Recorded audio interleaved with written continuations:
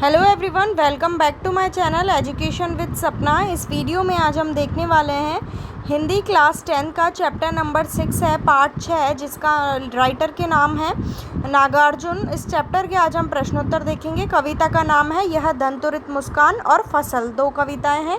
तो चलिए शुरू करते हैं इस वीडियो को लाइक करें और चैनल को सब्सक्राइब करके बेल आइकन को प्रेस करें, जिससे आने वाली नेक्स्ट वीडियो की नोटिफिकेशन आप तक तुरंत पहुंच सके।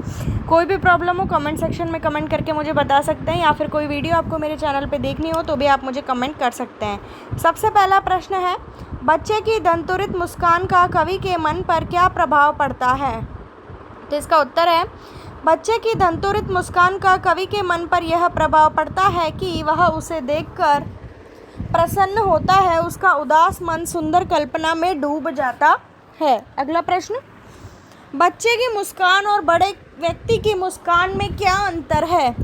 तो इसका उत्तर है, बच्चे की मुस्कान निर्मल, निश्चल एवं मोहक होती है, उसमें किसी प्रकार का स्वार्थ नहीं होता है, जबकि बड़ों की मुस्कान कुटिल और बनावटीपन से पूरित होती है, उसमें स्वार्थ छिपा रहता है। तीसरा प्रश्न, कवि ने बच्चे की मुस्कान के सौंदर्य को किन किन बिंबों के माध्यम से व्यक्त किया है? इसका उत्तर हो जाएगा, कवि ने बच्चे की मुस्कान के सौंदर्य को निम्नलिखित बिंबों के माध्यम से व्यक्त किया है। पहला पॉइंट, बच्चे की मुस्कान से मृतक में भी जान आ जाती है, यूँ लगता है कि मानव झोपड़ी में कमल के फूल खिल उठे हो। और तीसरा, मुस्कुराते शिशु का स्पर्श पाकर पत्थर हृदय व्यक्ति भी द्रवित हो जाता है। चौथा प्रश्न, भाव स्पष्ट कीजिए। छोड़कर तालाब मेरी झोपड़ी में खिल रहे जलजात। अर्थात भाव यह है कि दांत निकलते हुए शिशु के निश्चल मधुर मुस्कान देखकर कवि का मन प्रसन्न हो उठता है। आशय यह है कि उस नन्हे से बच्चे को देखकर कवि का मन उल्लास से भर जाता है। दूसरा, छू गया तुमसे कि झरने लग पड़े शैफालिका के फूल, बांस था कि बबूल। इसका उत्तर है, नन्हे से बच्चे के स्पर्श में रोमांच भरा उल्लास समाया रहता है। उसे स्पर्श करते ही ऐसा लगता है कि मानो बांस और बबूल के पेड़ से शैफालिका के फूल झड़ने लगे हों। आश्चर्य यह है कि शिशु की मधुर मुस्कान को देखकर नीरस हृदय में भी प्रेम का संचार होने लगता है।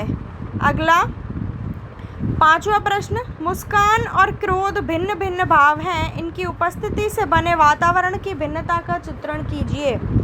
मुस्कान और क्रोध एक दूसरे से विपरीत भिन्न भिन्न भाव हैं। मुस्कान मन की आंतरिक प्रसन्नता को प्रकट करने वाला भाव है, इसमें स्वयं ही नहीं सामने वाला भी प्रसन्न होता है, जबकि क्रोध मन की उग्रता, चिड़चिड़ापन और अप्रसन्नता को व्यक्त करने वाला भाव है।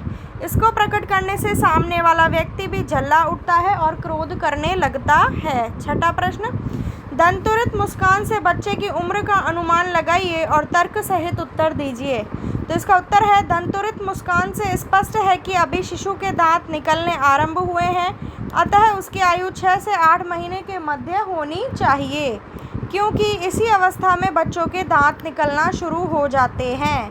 7वां प्रश्न, बच्चे से कवि की मुलाकात का जो शब्द चित्र उपस्थित हुआ है उसे अपने शब्दों में लिखिए। कवि बच्चे से मिला तो उसकी दंतुरित मुस्कान देखकर उसके थके उदास मन में नए प्राणों का संचार हो गया। उसे ऐसा लगने लगा कि मानो उसकी सूनी झोपड़ी में कमल आकर खिल गए हो, अर्थात उसका मन खिल गया। अब दूसरी कविता है फसल, जिसमें पहला प्रश्न, कवि के अनुसार फसल क्या है? कवि के अनुसार फसल पानी, मिट्टी, सूरज की किरण, हवा की थिरकन और मानव परिश्रम के संतुलित संयोग से उपजती है। इसमें सभी नदियों के जल का जादू समाया हुआ है। दूसरा प्रश्न, कविता में फसल उपजाने के लिए आवश्यक तत्वों की बात कही गई है, सभी आवश्यक तत्व कौन कौन से हैं?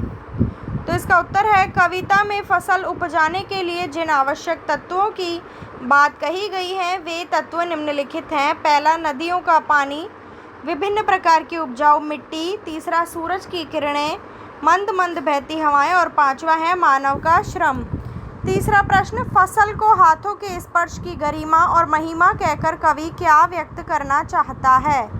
इसका उत्तर है, इससे कवि यह व्यक्त करना चाहता है कि फसल को उगाने में मानव के हाथों का स्नेहिल श्रम लगा होता है, क्योंकि जब किसान और मजदूर अपने हाथों से श्रम करके फसल को उगाते और बढ़ाते हैं तभी फसल तैयार होती है।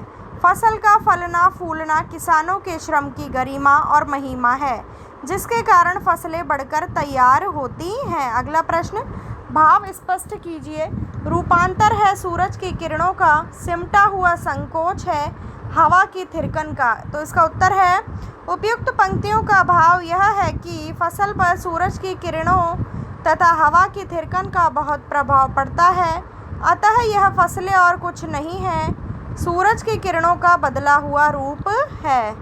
क्योंकि फसलों में हरियाली सूरज की किरणों के प्रयास के कारण ही आती है और फसलों को बढ़ाने में हवा का भी अपना प्रभाव योगदान रहता है, इसलिए फसलें हवा का सिमटा हुआ संकुचित रूप भी प्रतीत होती हैं। तो ये थे हमारे चैप्टर नंबर 6 के क्वेश्चन आंसर्स।